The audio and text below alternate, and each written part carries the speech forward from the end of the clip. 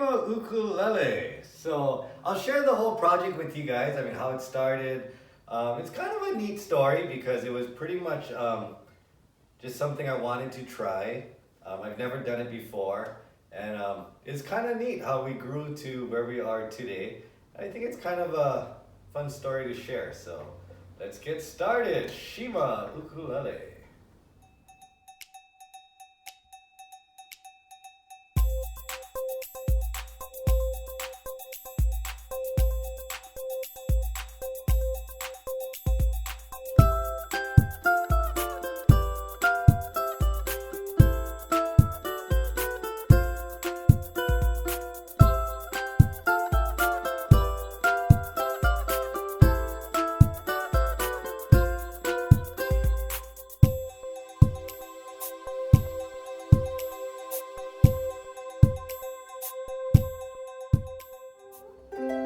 Okay, so Shima Ukulele.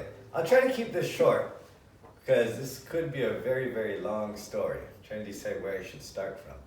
Well, okay, so the idea behind the project of actually creating our own instrument was because of my experience in Taiwan when I was working for that manufacturing company. And my job was basically to try all the different models and try to find a few pieces that I would recommend. So basically, they said, "Okay, Bruce, try this." I try it. Just I don't like it. It feels isn't good. Put it on the side. Try the next one. This one feels like the action's a little too high or the intonation is bad. Whatever. Head's too heavy. Whatever. I just throw it down. And then I'd find one that this one feels pretty good. And I'd ask, how much is this one? They just say like 240. 240, nah, and out of, I believe the whole time I was there, I must have tried about 500-600 different models, and I think I found 4 or 5 that I liked for the price. So they would promote this model as like the Bruce Shimabukuro recommended model or something like that. Okay, so that was my job, and as I would try some of the models, I would think like, what were they thinking? Like this is made, I mean, it looks nice, but the way it felt, the action was so high, like did anybody check these, But it turns out that's where I kind of learned that a lot of the owners of these big companies that made, and keep in mind, this is almost 10 years ago, okay? So a lot has changed since then, but everything that I'm sharing is based on my experience almost 10 years ago. So at that time, that's when I kind of noticed that I got to meet a lot of the owners of different companies. And they're all nice guys, very wealthy business people, but none of them played the ukulele, which I thought was very strange. So it kind of got me thinking like, okay, who's designing these ukuleles? And who's checking the quality of as far as playability if nobody plays? And funny thing is that the answer was nobody. It was just in the factory when one ukulele is being made, they'd set up all the moldings, right? Get everything ready, and they go, okay, we gotta produce 1,500 of these ukuleles, and they'll start production. Now, any company could say, hey, you know what? I want 600 pieces of these too, but then put my logo on it. So that's what happened. The next company. So now the factory will produce maybe 10,000, 20,000 pieces, and 2,000 will go to this company, 5,000 will go to this company, 6,000 will go to this company, 1,000 here, 5,000 there, right? And it was like that. So it's basically starting to realize that it's all the same instruments, okay? So when one design comes out, I don't know how many companies are out there, but they're all gonna have the same ukulele. And, and what happens is, eventually, right, sometimes a company will create something original. Now what happens is they have to pay more because they have to, the factory needs to create a special molding for this company, so they gotta pay more. But once it's together, this original model is gonna be copied by everybody else again, okay? So if you ever notice, or if you ever go into a store, you'll notice that even though there's so many different brands, the the model, I mean, as far as the specs, they're all pretty much the same. Okay, so what makes different companies unique is that a lot of these companies, they provide their own wood. Okay, so that's kind of what makes it different, is that where this person gets their mahogany, where this person gets the mahogany, they provide the wood, and then the wood can make a big difference. They play a big difference in the sound. Okay, so anyways, so moving along, after I started to realize this, I was with the company for about maybe almost 3 years, and my son was getting a little older, and I felt like I had to be home, more often. I couldn't be gone so long, so often. So anyways, so I had to stop, stayed home, continued with my lessons and all of that. But in the back of my head, I always thought it would be kind of neat to just design an ukulele, something affordable that that plays well and feels good. And I ran this idea by Jake, and I told him, I think I have the right contacts now to design your own instrument. And at that time, Jake was donating a lot of ukuleles to schools and things like that. And most times he would just go to the store, buy them at retail price, and donate them. So Jake kind of liked the idea of having his own model that he could donate. He didn't know much about the business, right? He was just the ukulele player who knew everything about performance. And so anyways, I set everything up, and I told Jake the goal was to try to create a quality instrument at an affordable price. And I would like to address, because I've heard this comment a few times, but there's a few people out there who's kind of disappointed that we decided to have our ukuleles made in China and not in Hawaii. And I can completely understand why that would bother, especially local people. But the problem is that, what I believe these people don't realize or understand is that handmade ukuleles that are made in Hawaii start at about $1,000.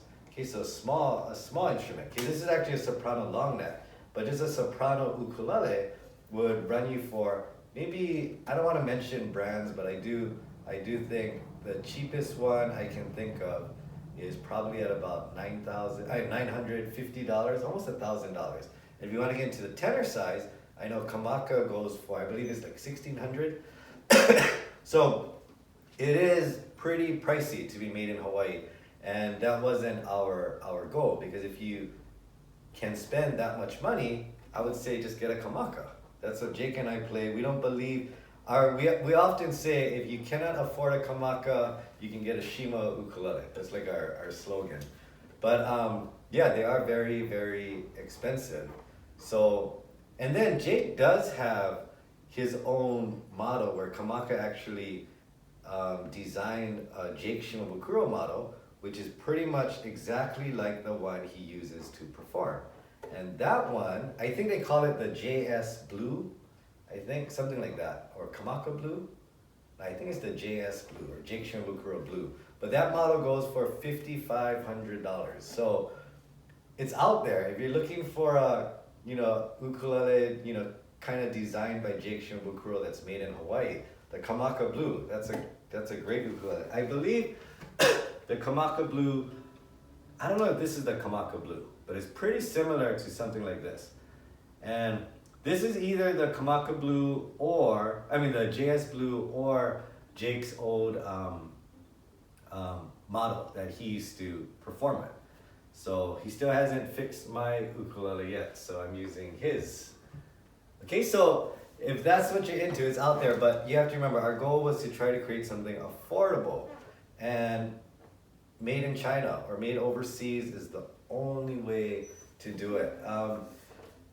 I actually have no problem, with the instruments made in China. I do feel like they improved a lot. One issue that's always there, and it's not just China, it's anything mass produced, is quality control. But I mean, to be honest, I check every single ukulele that we sell. Take them out of the box, out of the package, tune them up, check the action, check each fret, make sure there's no buzzes. Let's go all the way down. Oh. Okay, so I go all the way down, check the intonation. Okay, it's pretty good. Okay, and to be honest, as far as physical appearance, I mean, I'll kind of take a glance at it, but to be honest, in China, they do have some quality control. They have some kind of checklist that they do, and to be honest, they do a pretty good job with physical appearances. So I rarely get one that's scratched or, you know, but I do get a few that buzz, okay, or the saddle is sitting too high here, so as you get up here, the action gets a little too high. Okay, so there are issues, but because I'm the one checking all the instruments, I have no problem with quality control. Basically, I would say about 10 to 15% I won't sell. And I don't mind checking them, and to be honest, 10 to 15% is kind of a high percentage, you know, to be defective. But as long as they're not going out into the market, into the hands of the public, I'm completely fine with it. Okay, so that's kind of the issue as far as, you know, we couldn't do the Made in Hawaii route. Okay, so anyway, so when I talked to Jake, even though I wanted to design the ukulele myself, right? Of course, Jake, who happens to be one of the best ukulele players in the world, if not the best, then I decided maybe I'll let him design it instead. So now, geez, I don't know how many years. This must have been like 5 years ago, 4 or 5 years ago. So I set everything up. I told Jake the idea. You know, I think, you know, I told him the problem with the market back then was, you know, there's no player designing ukuleles, so the market's being flooded with all these different companies, but they're all the same ukuleles. So just try to make one that you can design, that you feel feels good, plays well, you know, for the player. Okay, so Jake liked the idea, I liked the idea. So I set everything up, talked to my contact who runs the factory in China. Of course, they wanted to do it, so we got that part set up. So to get the first sample started, we met with a company that manufactures ukuleles as well. And they put out maybe 12 different soprano ukuleles. And Jake tried, and you know, there's a lot of things that are involved. Like, so for example, the weight. A lot of people don't understand too, but the head and the body needs to be balanced, because if the head is too heavy, right? When you're holding it like this, maybe the head will fall. So you don't want the head too heavy. Also, you don't want the body too heavy, because you have to hold it here, right?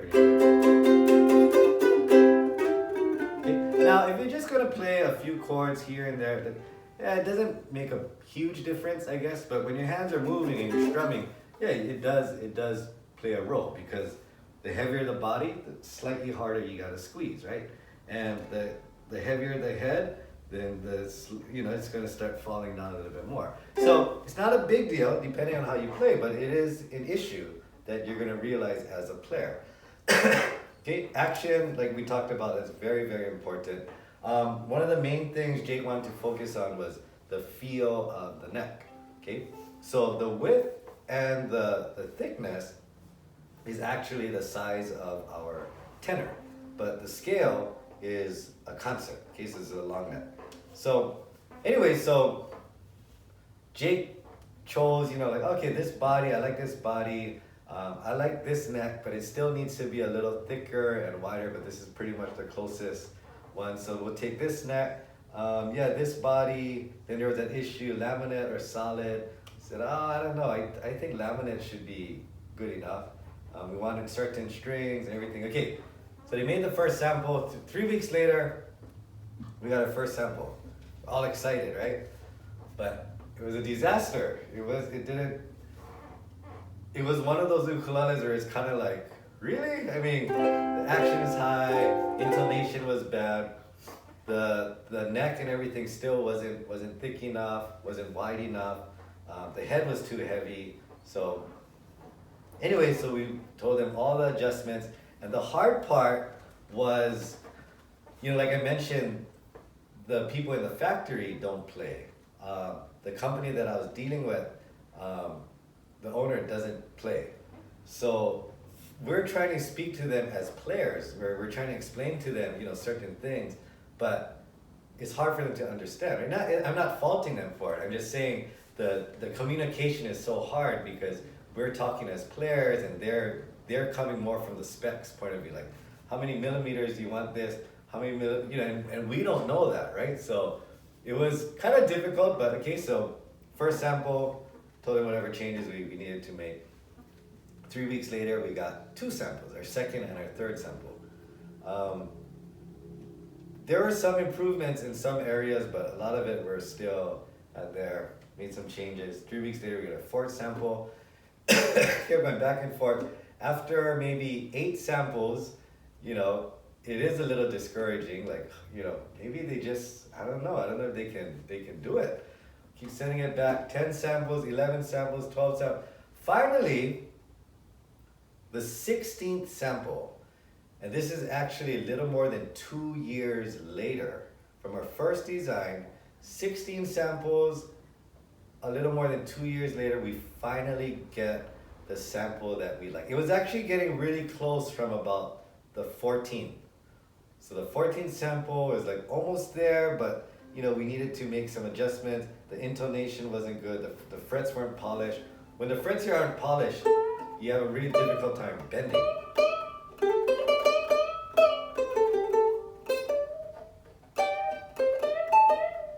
Okay, so some minor things, like, oh, it's getting close. 15 sample, there's just one minor thing, but I'm glad that, even though we're really excited, we managed to, we'll wait another month if we have to. Finally, we got our prototype. This is actually our prototype here. So we got it, the neck was good, everything felt good, and then, so that was the beginning of Shima Ukulele. So now we're gonna go into mass production, and the funny thing is, now that we're actually ready to start, everything that we had to do, I didn't know how to do. Like, for example, create a website, starting the online store. I actually went on Facebook and I reached out to some friends and they actually helped me get everything set up. So while the ukuleles were being mass produced, we just ordered 120 because I wanted to see the quality of the ukuleles when they're mass produced, because all the samples were handmade. So anyways, 120 came in, I got it delivered to me, and I started checking them, pull them out, and yeah, they were good. I would say about 20% I couldn't sell. But it was good because this is the first sample. So by me showing them, this thing on the headstock, or the screw over here is different, or the action of this is not good. Oh, there's a buzz here. So for me to show them how I'm checking the ukuleles, for them to understand what I'm returning, it made the second batch better, and so it kind of grew. It grew from there. Okay, now, so yeah, we did, we set up, so we did some videos of Jake playing it and kind of explaining the design, the thought process behind the design of the ukulele. And maybe I'll share that with you guys. He also did a sound sample, and turned out to be a really good project, and we were really happy because Japan, actually, we have a distributor in Japan, they were really interested, so it was great. So they were they're still buying ukuleles, and they sell it to all the stores in Japan, and then customers can buy it from the stores. So we have a distributor in Japan, China, and Taiwan. I do not have a distributor in US. Right now we're just selling it through our online store. And I do sell directly to dealers. So if you do see a dealer, if you go to a store and you see our ukuleles there, that means they're buying it directly from me. So, okay, so now the other thing, so since then, I just check all the ukuleles, sell what we can, return what we need to. But everything's going pretty well. Actually, one more thing I wanted to address was the price of the instrument. So these retail for, we'll just say $300, $299.99. Okay, so we'll say it retails at $300. The thing is, okay, for what it is, a laminate mahogany soprano long neck I used to have an ukulele similar to this. I mean, the neck and everything was different, right? But basically, you would call it a soprano long neck. And we used to sell one of these in my store. I can't remember. I think it was like between $160 and $180. Okay, so when you think about, okay, if you forget about the design, forget about Jake design and all of that, you would think it's about $160 to $180, but it's not. Okay, so a lot of you are, I've been getting some, not hate mail, but like, oh, what a rip off, da da da da. Okay, but the thing is, and this is not, I'm not saying that it's anybody, it is my fault, but the thing is, because this was our first model, I wasn't comfortable going directly to the factory. So I wasn't actually buying it. I wasn't comfortable telling the factory, okay, here's some money, build me 120 of these, and if something goes wrong, they're gonna contact me. I didn't really know who I'd be talking to and all that. So I wasn't comfortable working directly to the factory. So I brought in a middle person to handle all the legwork between the factory and myself. And that way, everything went smoother, and it gave me the opportunity to work with this company to understand what they're doing with the factory in China. And a lot of it is you have to send somebody there to check the ukuleles. So somebody actually goes to China, checks the production before they ship a whole bunch of ukuleles here. Okay, so, and then also the shipping, the what do you call it, the duty, taxes, all of that, how it gets in the containers from China to Hawaii, they handle all of that. Okay, so it makes my job a lot easier, but also I do pay a little more than double the price per ukulele as if I were to go straight to the factory. So that was a business choice I made, but yeah, my price is actually more than double, which then I sell to the distributor sells to the store sells to customers. Everybody's marking it up right as we go. So the reason why it is 300 and not 170 is because I decided to pull in one more middle person in the chain of command. Okay, so that's it. But I still think it's a great instrument at 300. A lot of work and thought went into this ukulele. It's not just okay, slap our logo on this instrument and we'll just call it Shimabukuro. This is original design by Jake. And like I said, 16 samples, a little over 2 years to design, and we finally got it. Okay, so now moving forward, we're gonna be releasing our new model, which is our tenor solid wood Shimabukuro, also designed by Jake. And actually, so that's kind of the issues I was getting with the coronavirus things. This ukulele was supposed to be coming out it's supposed to be in January, it's supposed to be released in January, but because of coronavirus, everything's getting pushed back. So we're looking at around May now, so the tenor model will be released in May. I got my first order scheduled for just 60 ukuleles because I want to check them again. Same thing, check them when they're mass produced, because we approved the handmade one, right? So should be interesting. We'll get that soon. And actually what we're gonna do is discontinue this model, because the tenor model is actually, now that I got to learn everything that I needed to learn, now I can go directly to the factory, which would make our prices a lot more competitive. And then we'll be discontinuing this model, our original model. So hopefully in 10 years from now, this will be like a collector's item, where they'll be like, oh, I have that Jake Shima with the original one. Maybe, I don't know. But the tenor model is going to be coming out soon, and I think it's going to be a really, really good model. I'm actually, I play a tenor, Jake plays a tenor. Still though, I believe the retail price is going to be about $350, maybe $360. I'm not sure my exact price yet, but kind of excited, so I believe this new model will do well. And, we couldn't have gotten to where we are without this model.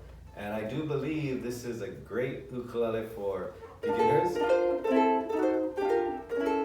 for many, many different reasons that a lot of beginners wouldn't understand. Okay, so what's so good about the wide neck too? Wide neck, the pull-ups. So if I play,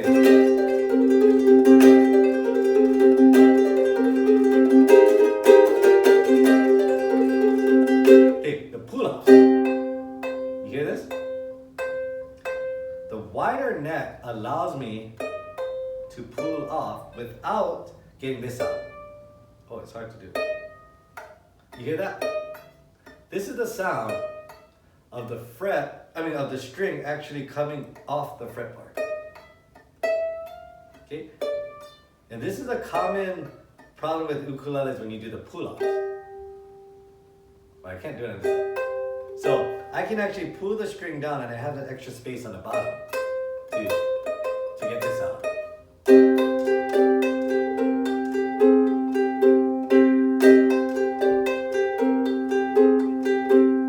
Okay, so that's another thing with the wider neck. The thickness is just to make it feel good. Jake and I do believe that the thickness of the neck does play a role in the sound. It doesn't make sense to me, but you know the thinner necks have a thinner sound. And it could be a coincidence, but you know, we want the warm sound. Not saying that the warm sound is better than a brighter sound, it's just what we prefer. Okay? So, and then of course the D'Addario strings give it that warmer tone.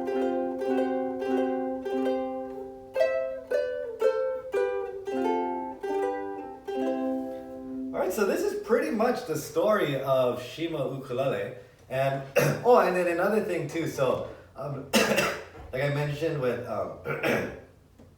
with Jake. So Jake actually, you know, so he's kind of into more of the charity part where he donates a lot. I think we must have donated, I think over 300 ukuleles to local schools around Hawaii.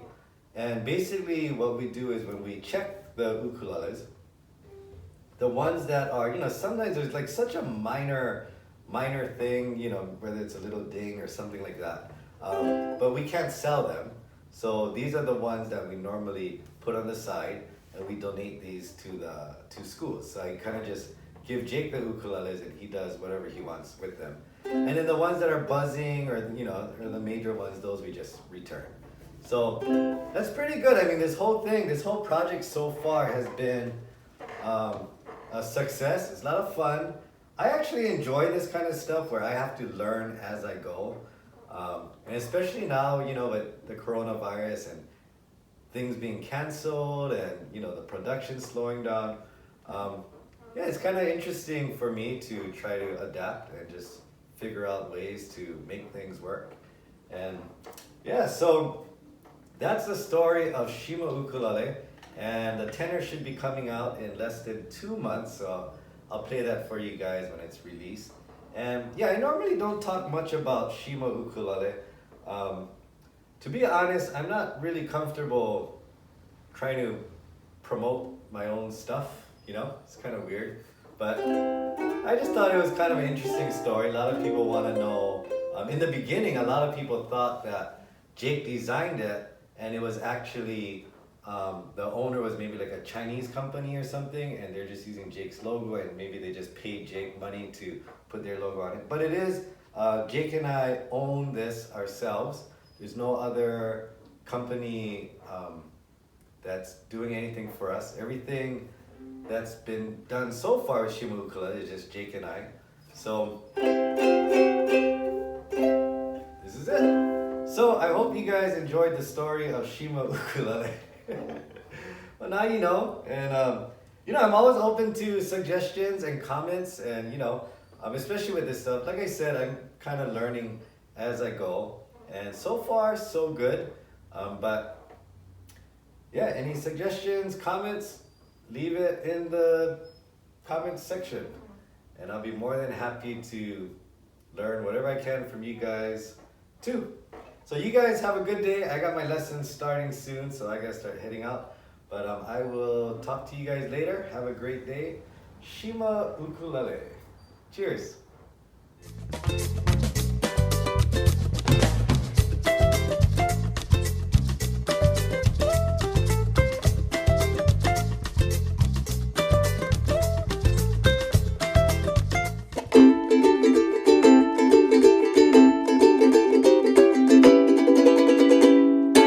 Aloha, Jake Shimabukuro here. Very, very excited to tell you all about this new ukulele that my brother Bruce and I produced, and it's called the Shima Ukulele.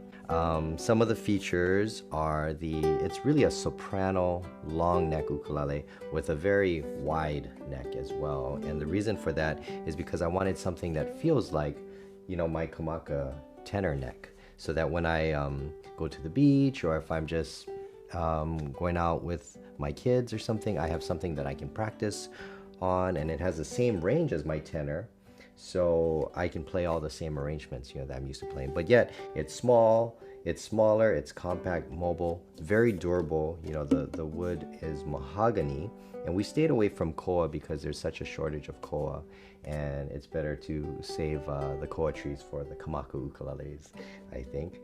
So the other thing that we did was we dressed it with a custom D'Addario string set, and I think it has a very rich and warm sound. And yeah, that's about it. So we hope you like it. Please check it out if you get a chance. Shima Ukulele.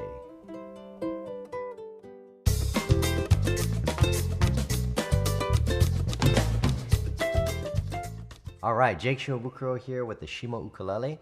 Just in my room, I set up a Lauten Audio Atlantis mic and just a splash of reverb. So I thought I'd, just so you can hear what the ukulele sounds like. Here we go.